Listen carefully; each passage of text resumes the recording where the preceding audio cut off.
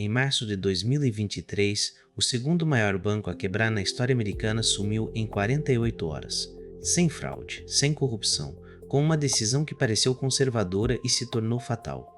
O Silicon Valley Bank foi fundado em 1983 numa mesa de pôquer em Santa Clara, Califórnia. A lenda diz que os fundadores fecharam o negócio numa aposta. A empresa que nasceu naquele jogo passou as 4 décadas seguintes bancando cada startup de tecnologia que montava um servidor numa garagem.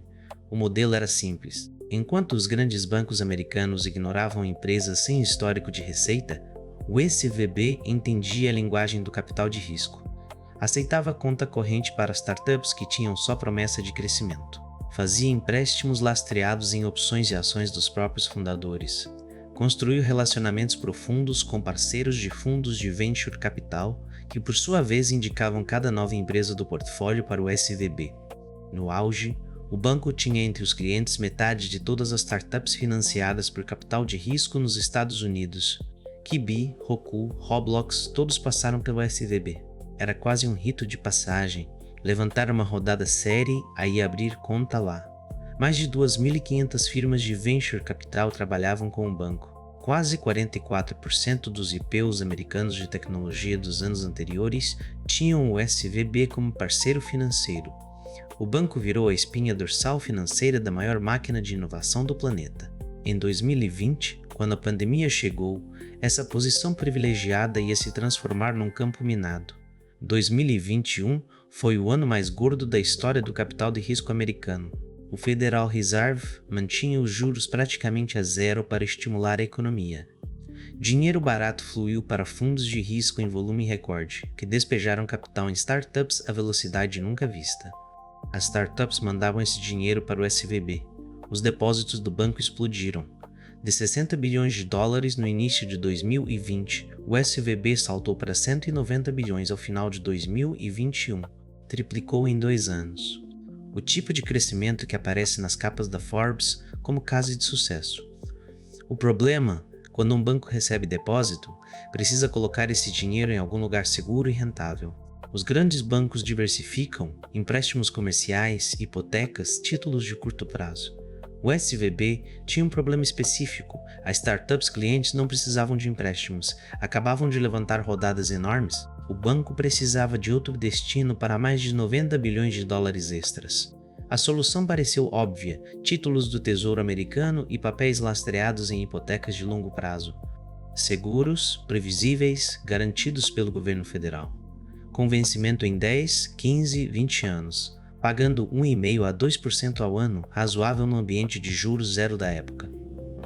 Era a escolha que os livros de gestão financeira chamam de gestão de ativos e passivos. No papel, perfeito. Na prática, uma bomba relógio.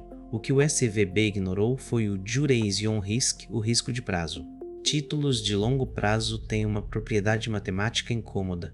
Quando os juros de mercado sobem, o valor desses títulos cai.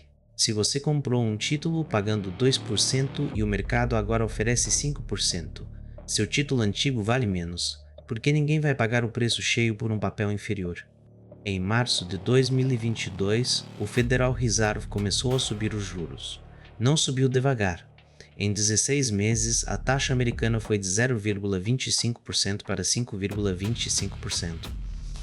A alta mais agressiva em 40 anos. Cada ponto percentual de alta corrói o valor da carteira do SVB. Ao final de 2022, a carteira de 80 bilhões havia acumulado um prejuízo não realizado de 16 bilhões de dólares. Não aparecia no balanço oficial porque o banco não havia vendido os títulos, mas estava lá esperando.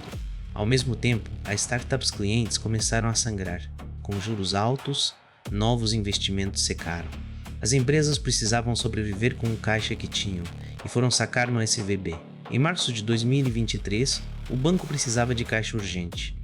Para cobrir os saques, vendeu 21 bilhões de dólares da carteira de títulos, realizando um prejuízo de 1 bilhão e 800 milhões de dólares em uma única transação. Ao mesmo tempo, anunciou que levantaria 2 bilhões e 250 milhões em novas ações para reforçar o capital. Era 8 de março de 2023. A reação foi imediata. A Moody's rebaixou a nota do banco.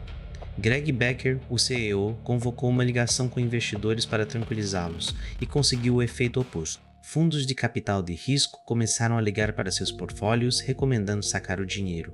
O mais famoso foi Peter Thiel. Seu fundo, o Founders Fund, orientou todas as empresas investidas a retirar os recursos imediatamente. A notícia se espalhou pelo Twitter em horas. O que levaria semanas para acontecer nos anos 40, filas na porta do banco, aconteceu em segundos via aplicativo de celular. No dia 9 de março, 42 bilhões de dólares em pedidos de saque chegaram em um único dia.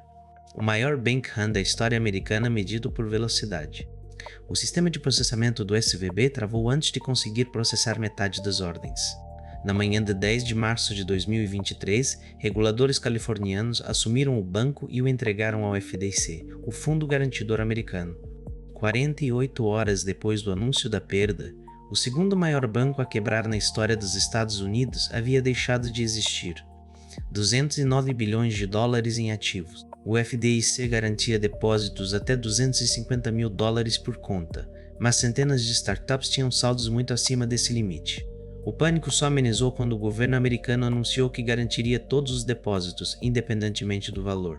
Zero fraude, zero corrupção, só uma aposta ruim num cenário que mudou rápido demais. O colapso do SVB vai ser ensinado em faculdades de negócios por décadas, não porque foi único, mas porque reuniu 3 erros clássicos em sequência perfeita.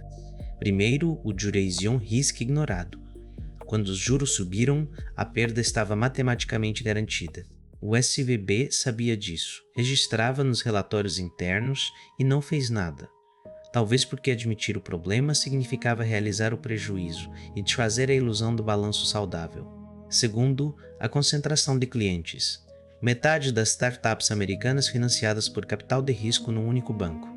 Quando a maré virou, todos sacaram ao mesmo tempo. Um banco diversificado, varejo, grandes empresas, consumidores comuns não teria sofrido aquela corrida simultânea. O SVB havia construído uma especialização brilhante que virou uma vulnerabilidade sistêmica. Terceiro, o novo bank run. Nos anos 20 do século passado, uma corrida bancária levava dias. Havia tempo para reguladores intervirem. Em 2023, bastou uma orientação de um fundo famoso e grupos de mensagens entre fundadores para mover 42 bilhões em um dia.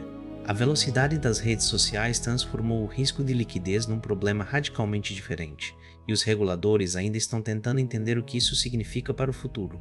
O banco que sobreviveu 40 anos bancando o impossível, que ajudou a financiar a internet, os smartphones e as plataformas que mudaram o mundo, acabou vítima de juros compostos e de um grupo de mensagens entre empreendedores assustados. Na ironia máxima do caso, o banco que mais entendeu o poder transformador da tecnologia foi destruído pela velocidade com que a tecnologia move informação. Se esse caso fez sentido para você, segue o canal. Toda semana tem uma nova história de empresa que chegou ao topo e desceu de ladeira. Casos reais, dados reais, sem romantismo.